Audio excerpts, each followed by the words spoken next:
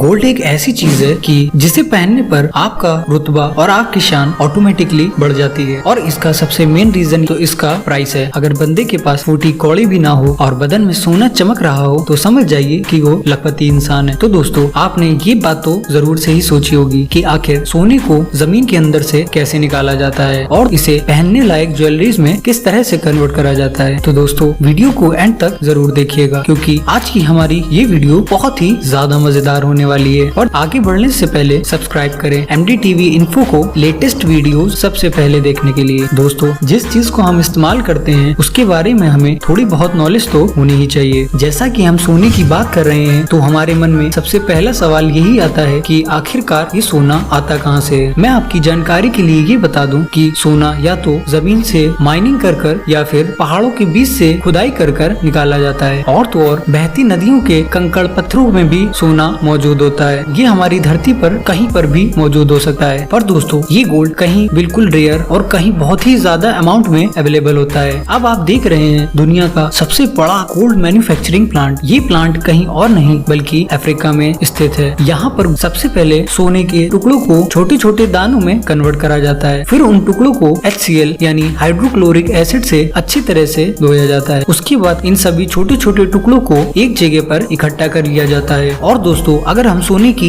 ईंट बनाने की बात करें तो इसे मेनली दो प्रोसेस में बनाया जाता है। सबसे पहले तो जो छोटे छोटे सोने के दाने निकाले गए थे उन्हें एक ब्रिक बनाने वाले बॉक्स में डालकर हीटिंग चेम्बर में रख दिया जाता है और कुछ टाइम बाद वो छोटे छोटे दाने एक सोने की ईंट का रूप ले लेते हैं। गोल्ड बिस्किट्स को तुरंत छुआ नहीं जाता है बल्कि इन्हें ठंडा होने के लिए पानी में रख दिया जाता है और फिर उसी पानी के अंदर इन्हें अच्छी तरह से साफ करा जाता है ताकि इनके अंदर और भी अच्छी तरह से चमक आ जाए। जब वो गोल्ड ब्रिक ठंडी हो जाती है तो उस पे बारी आती है होल मार्क लगाने की। इस होल मार्क को लगाने के लिए एक ऑटोमेटेड होल मार्क मशीन का यूज करा जाता है। और दोस्तों, ये सारी प्रोसेस होने के बाद सारे बिस्किट्स को एक जगह पर इकट्ठा कर लिया जाता है। और ये जरूरी नहीं कि सभी बिस्किट एक साइज के बने, कभी कभी इनका साइज गलत भी हो जाता है। पर दोस्तों, इन खराब शेप वाले बिस्किट्स को फेंका नहीं जाता, जी हाँ, बल्कि इन्हें दोबारा से परफेक्ट शेप में लाने के लिए फिर से मेल्ट होने के लिए भेज दिया जाता है। और यही प्रोसेस बार बार करा जाता है और वो भी तब तक जब तक वो बिस्किट एक प्रॉपर शेप में ना आ जाए। ये गोल्ड बिस्किट्स आखिर कैसे बनते हैं ये तो आपको पता चल गया, पर इसे खरीदने की हर किसी की बस की बात नहीं होती है। और दोस्तों, अब हम सोने से बनी एक ऐसी चीज की बात करने वाले हैं कि जिसे आप में से बहुत सारे लोग डेली पहनते होंगे। जी हाँ दोस्तों, मैं बात कर रहा हूँ सोने के चेन की। पतली हो या मोटी, हर शख्स सोने की चेन पहनना पसंद करता है और वो भी स्पेशली लेडीज। और दोस्तों, यही काम काफी टाइम पहले बहुत ही ज्यादा डिफिकल्ट हुआ करता था क्योंकि कारीगरों को अपने हाथ से ही सारे प्रोसेस करने पड़ते थे जो कि काफी मुश्किल और टाइम टेकिंग होता था। उसमें भी सबसे पहले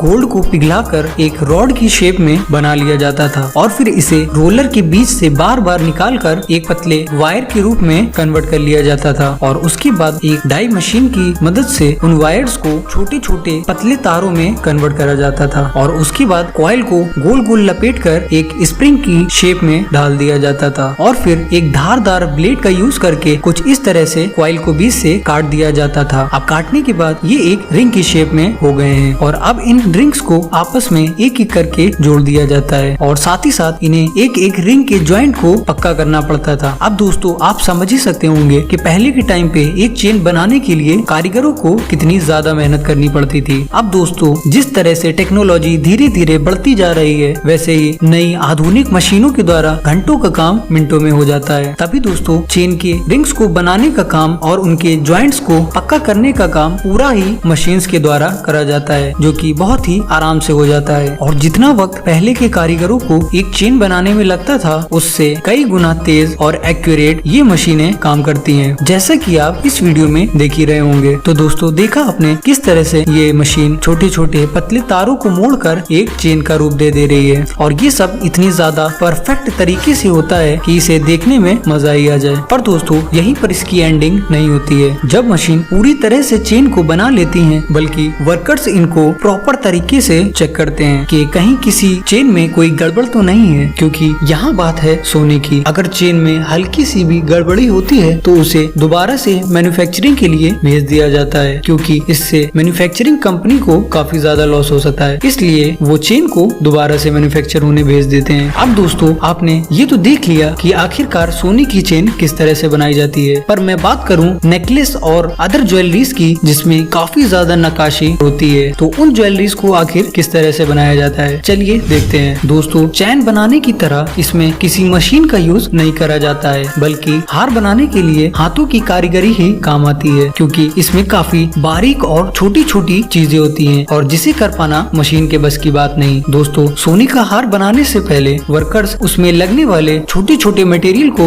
इकट्ठा कर लेते हैं और जिन्हें चिपकने वाली गत्ते के ऊपर एक एक करके लगाया जाता है। वो इसलिए कि जो चीज जहाँ पर लगाई जाए वो वहीं पर टिकी रहे। और जब हार की पूरी डिजाइन बन के तैयार हो जाती है तो वर्कर इस पर एक पेस्ट लगा देते हैं ताकि कोई भी पार्ट इधर उधर ना जाए। और कुछ टाइम बाद ये चिपकाने वाला पेस्ट एक मोटी परत का रूप ले लेता है और जिसके बाद हार को हल्का सा ही ट्रीटमेंट देके उससे अलग कर लिया जाता है और लास्ट में आपका खूबसूरत सा सोने का हार बनकर तैयार हो जाता है। तो दोस्तों मुझे उम्मीद है कि आज की ये वीडियो आपको काफी ज्यादा पसंद आई होगी और इसमें आपने काफी कुछ नया सीखा होगा। और क्या आपने कभी सोने को बनते हुए देखा है, मुझे कमेंट करके जरूर बताएं। ऐसी ही अमेजिंग वीडियो देखने के लिए चैनल को सब्सक्राइब करना बिल्कुल ना भूलें। मैं मिलता हूँ आपसे नेक्स्ट वीडियो में।